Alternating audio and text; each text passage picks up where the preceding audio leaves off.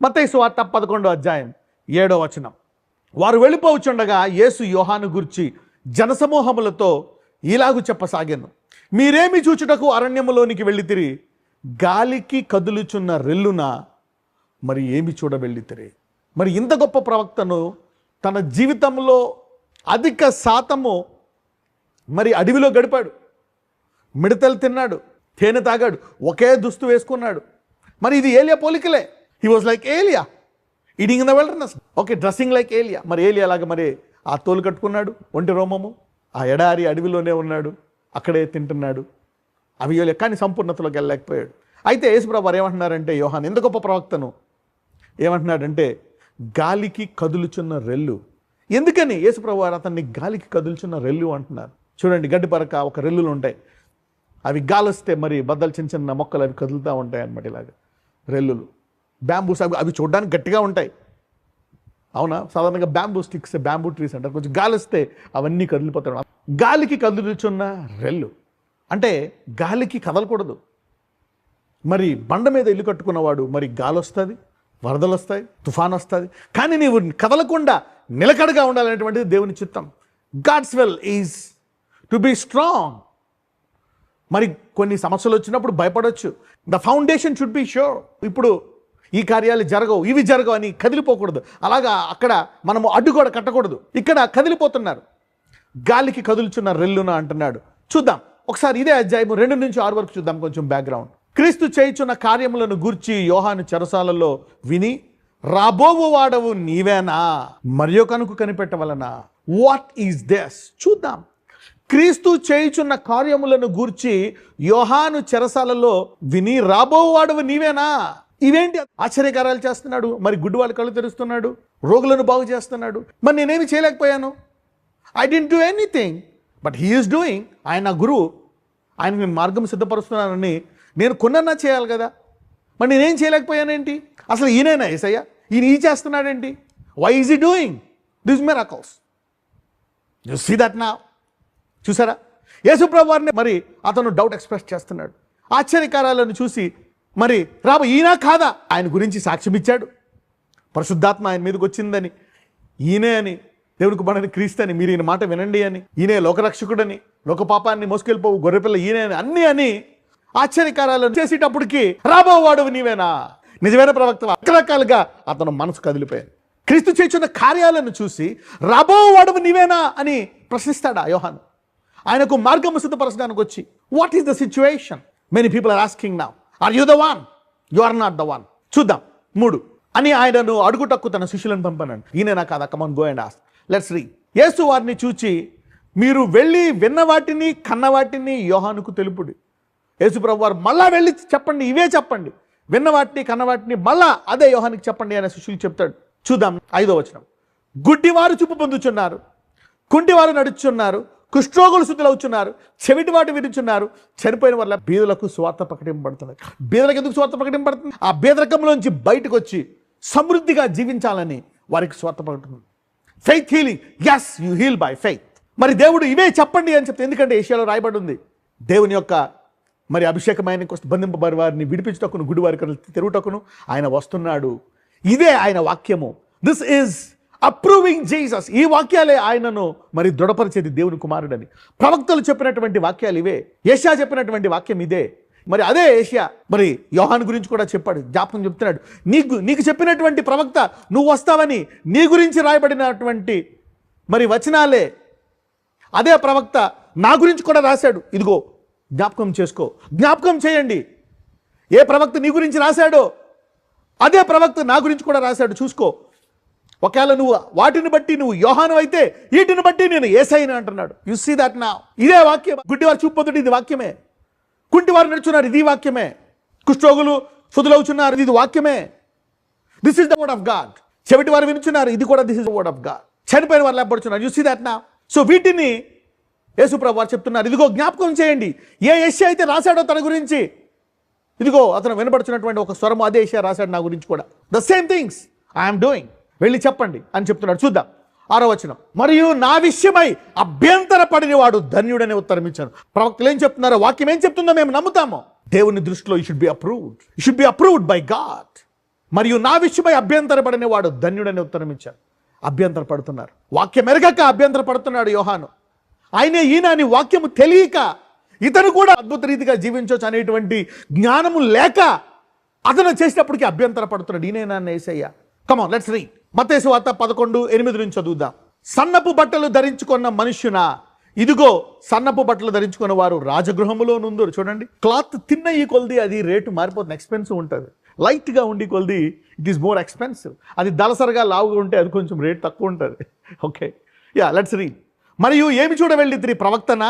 అవును, కానీ ప్రవక్త కంటే గొప్పవానని మీతో చెప్పుచున్నాను. మీరు ప్రవక్తను చూడడానికి వెళ్ళారు యోహాను, అతను ప్రవక్త కంటే గొప్పవాడు. ఎందుకంటే అనేక మంది ప్రవక్తలు నా గురించి ప్రవచించారు, కానీ ఇతడు నాకు శరీర రీతిగా నాకంట ముందు వెళ్ళి నాకు మార్గం సిద్ధపరిచాడు. చూసారా, your call is just to serve one person, not please all the people. తండ్రికి వారి పరిశుద్ధాత్మ మరి ఇష్టమైనట్టు నువ్వు జీవిస్తే ప్రజలందరూ ఇష్టపడేటట్టు దేవుడు చేస్తాడు. If you please God will make everybody to be pleased with you. If you please God. అవును, కానీ ప్రవక్త కంటే గొప్ప మీతో చెప్పుచున్నాను. చదువుదాం. ఇదిగో నేను నా దూతను నీకు ముందుగా పంపుచున్నాను, అతడు నీ ముందర మార్గమును సిద్ధపరచును. అందుకే శరీర రీతిగా మార్గాన్ని సిద్ధపరిచిన ప్రవక్త కేవలము నా గురించి మరి ప్రవచించేవాడు కదా, అందుకే ప్రవక్తల్లో నువ్వు గొప్పవాడు. Let's read verse 11. స్త్రీలు కనిన వారిలో బాప్తిజం యోహాను కంటే గొప్పవాడు పుట్టలేదని నిశ్చయముగా మీతో చెప్పుచున్నాను. He is great. మనము దేవుని కుమారులమైన రక్తము చేత కొనబడ్డాం. We are all great. We all have a great call. Missions. ఒకవేళ నువ్వు బోధించకపోయినా, లేకపోతే మందిరాన్ని శుభ్రం చేస్తున్నావా, ఆ మందిరంలో సహాయకుడిగా ఉన్నావా, కానీ నువ్వు అన్ని నమ్ముతున్నావా, వాక్యాన్ని నమ్ముతున్నావా, నీవు ధన్యుడు.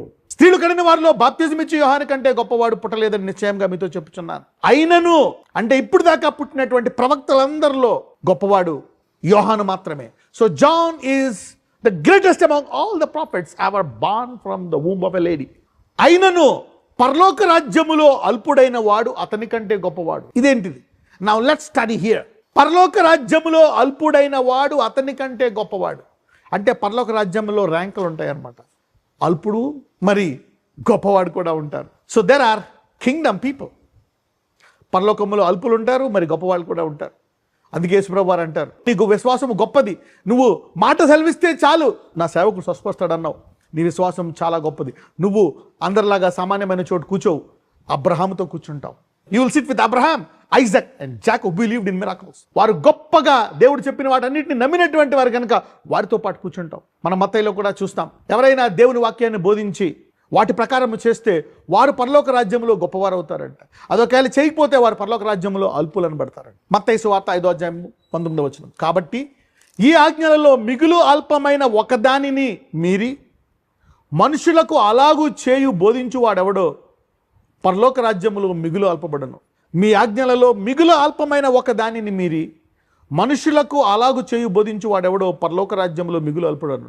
అయితే వాటిని గైకొని బోధించేవాడు పరలోక రాజ్యంలో గొప్పవాడగును. సో ఆ వాక్యాన్ని నమ్మి బోధించేవాడు మరి గొప్పవాడవుతాడంట. Ranks. I hope you are getting this point. You see that now.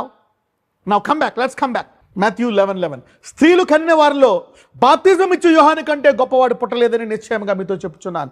అయినను పరలోక రాజ్యములో అల్పుడైన వాడు అతని కంటే గొప్పవాడు. ఎందుకని? పరలోక రాజ్యం అంటే దేవుని రాజ్యం. మరి దేవుని రాజ్యంలో అల్పుడైన వాడు యోహాను కంటే గొప్పడా అంటే ఏంటి? What are the basic principles of the kingdom? అంటే జాన్ ఇంకా ఓల్డ్ కోవెనెంట్లో ఉన్నాడు కాబట్టి he may enter into heaven. అయినను పరలోక రాజ్యంలో అల్పుడైన వారు అంటే రాబో రాజ్యములు, ఇప్పుడు పరలోక రాజ్యం సమీపించి ఉన్నది, ఎప్పుడైతే వచ్చేసిందో మనలోకి, అల్పుడైన వాడు అంటే లీస్ట్ అయిన వాడు యోహాను కంటే గొప్పవాడు. అంటే ఎందుకని? ఒకసారి ఇక్కడ ఆగి 1 కొరింథీయులు 4:20కి వెళ్దాం. దేవుని రాజ్యము మాటలతో కాదు, దేనితో ఉంది? శక్తి. అంటే ఆ శక్తిని నమ్మని వాడు అందులో అల్పుడిగా కూడా అర్హత లేదంట పరలోక రాజ్యంలో. If you don't believe in power you cannot be even list in the Kingdom అని చెప్తున్నాడు. నువ్వు వచ్చి చేయి వేసపడలేదు, నీ మాట చాలయ్యా అని అన్నవాడిని నువ్వు ముందు కూర్చుంటావు, అబ్రహాంతో పాటు నా పక్కన కూర్చుంటావు. ఎందుకంటే మనము చూడండి, మనుషుడు రొట్టె వల్ల మాత్రం కాదంటే రొట్టె తినకూడదని కాదు, రొట్టె కావాలా, ఆయన వాక్యము కావాలా.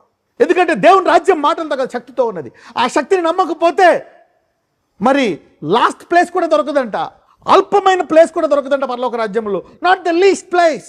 దేవుని రాజ్యం మాటలతో శక్తితో అంటే శక్తి లేదు, అది కేవలం మాటలు తన్నవారు అల్పులుగా కూడా ఉండలేరంట పరలోక రాజ్యంలో. అందుకే చెప్తున్నాడు పరలోక రాజ్యంలో అల్పుడైన వాడు యోహాను కంటే గొప్పడు. అంటే కనీసము పరలోక రాజ్యంలో అట్లీస్ట్ శక్తి చూపించకపోయినా నమ్మేవాడు అల్పుడుగా అయినా ఉంటాడంట. మత్తయి సువార్త 11:12 బాప్తిజం ఇచ్చే యోహాను దినములు మొదలుకొని ఇప్పటి వరకు పరలోక రాజ్యము బలత్కారముగా పట్టబడుచున్నది, బలత్కారులు దాన్ని ఆక్రమించుకొనిచున్నారు.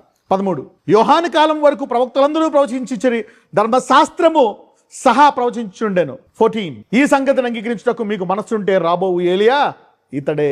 ఏలియా ఇతడే అంటున్నాడు, కానీ ఏలియా నీవేనా అంటే నేను కాదు అన్నాడు యోహాను భక్తుడు. యు సీ దట్ యేసు ప్రభువారు రాబోవు ఏలియా ఇతనే అన్నాడు, కానీ యోహాను సువార్త 1:21 చూద్దాం. కాగా మరియు నీవెవరవు, నీవు ఏలియావు అని అడగగా అతడు కాదనను. ప్రవక్తలు చెప్పారు, వాక్యం చెప్పింది, యేసు ప్రభువారు చెప్తారు, కానీ అతను నేను కాదు.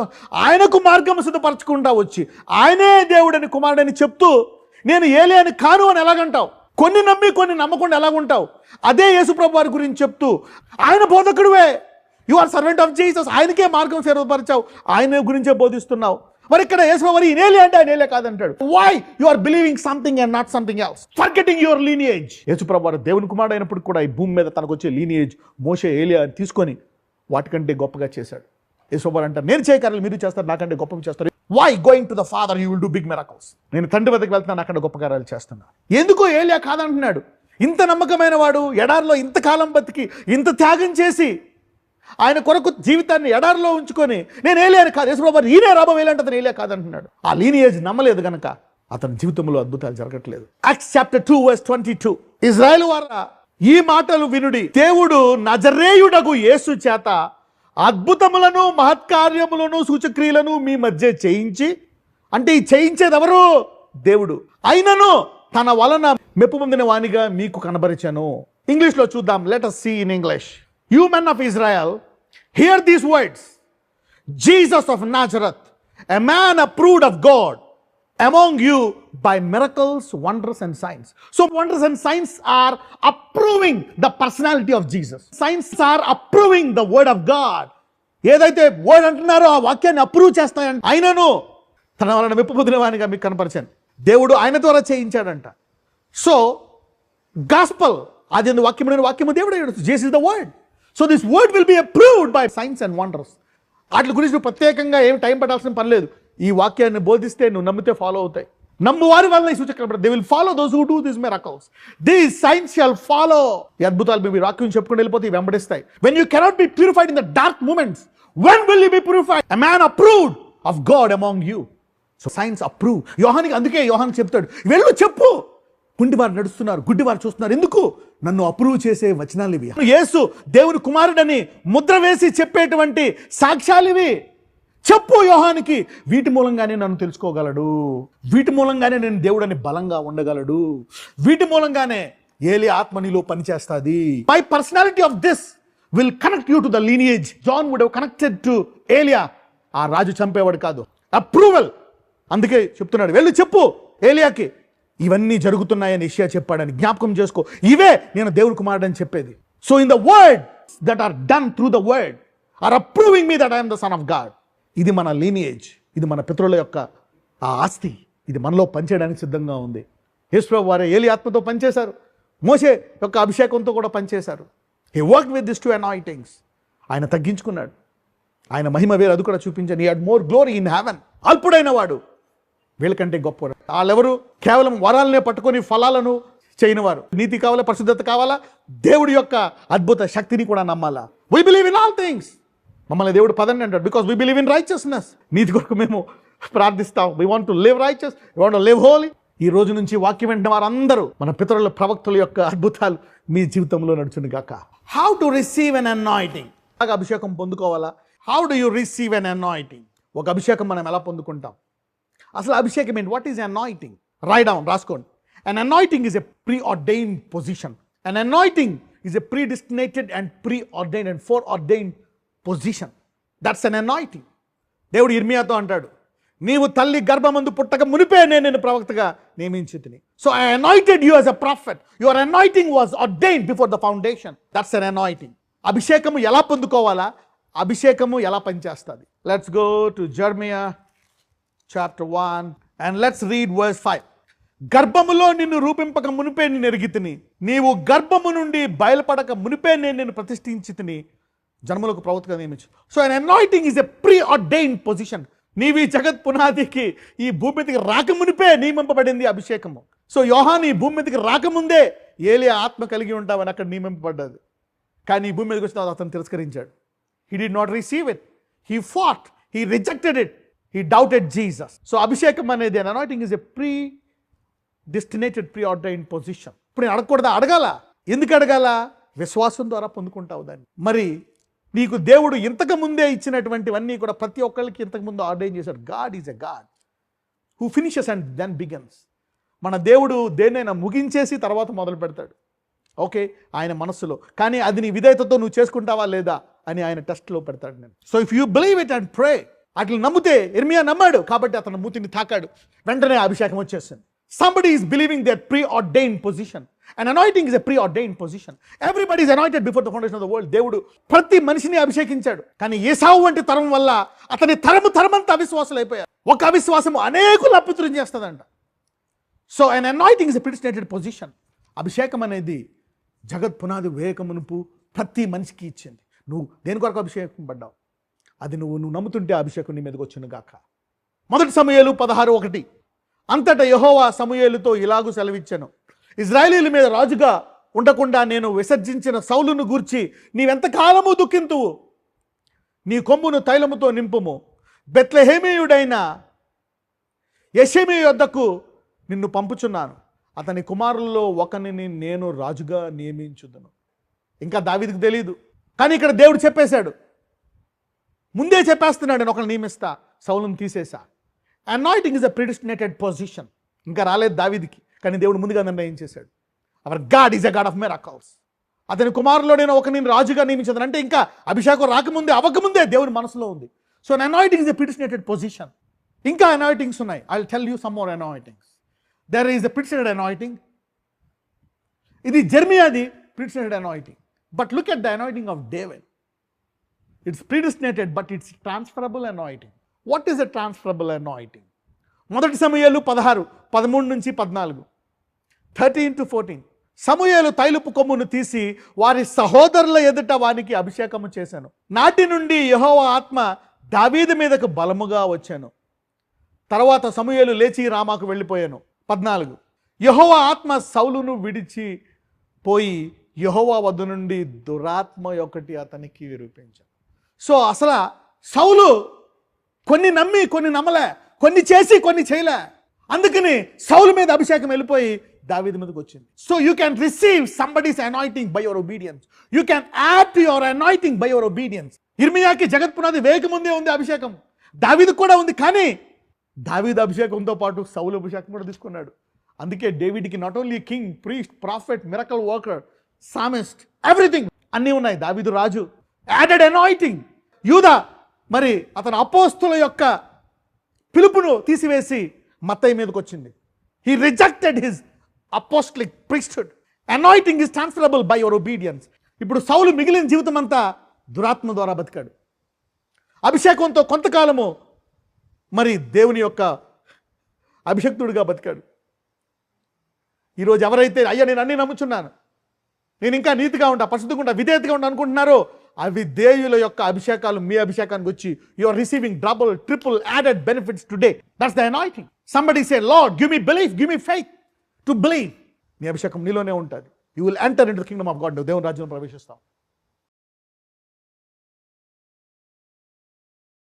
నాజరేయుడైన యేసయ్య, ఇదిగో ఇంకా దేహంలో ఏ ఏ ఇబ్బందులు నాకు వారిని స్వస్థపరుస్తున్నావు, నీకు వందనాలు.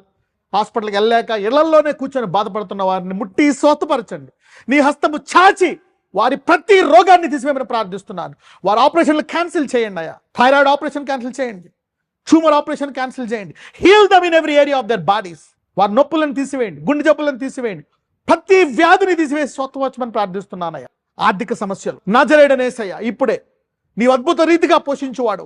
కరువున్న ఇళ్లలో కూర్చున్నా నీవు తిరిగి వారిని ఆశీర్వదించండి. నాజరేయుడైన యేసయ్య ఇటువంటి సాక్ష్యాలు ప్రతి విశ్వాసికి దయచేయమని, ప్రతి రోగాన్ని స్వస్థపరచండి, ఆర్థికంగా అన్ని రంగాల్లో ఆశీర్వదించండి. నాజరేయుడైన యేసునామమున ప్రార్థిస్తున్నాము తండ్రి, ఆమెన్.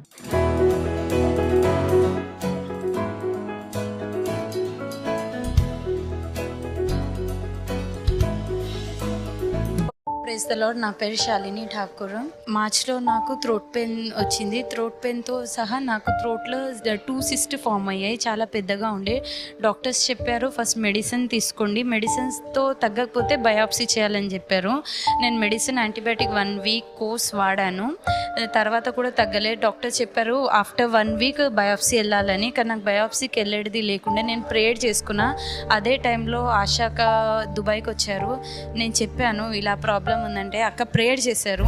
నా బలమంతా నీవేనయా,